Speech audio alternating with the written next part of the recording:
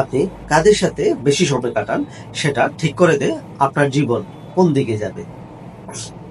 প্রিয় নবী হযরত মুহাম্মদ সাল্লাল্লাহু আলাইহি সাল্লাম বলেছেন, মানুষ তার বন্ধুর দিন অনুসরণ করে। সুতরাং তোমাদের কেউ যেন দেখে নে সে কাকে বন্ধু বানাচ্ছে। তিরমিজি শরীফ।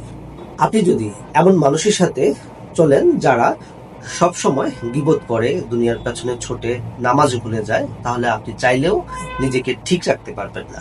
কিন্তু আপনি যদি এমন কাউকে সঙ্গী বানান যে আপনাকে সময় মতো নামাজের কথা মনে করিয়ে দেয়, ভালো কথা বলে, আল্লাহ আল্লাহ ভয় মনে করিয়ে দেয়, তাহলে আপনার আত্ম উন্নয়ন ধীরে ধীরে আলোকিত হতে থাকবে।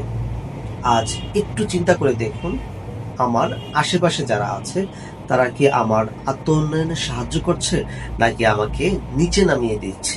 আল্লাহ যেন আমাদের এমন বন্ধু ও পরিবেশ দান করেন যারা আমাদের জান্নাতের দিকে নিয়ে যাবেন।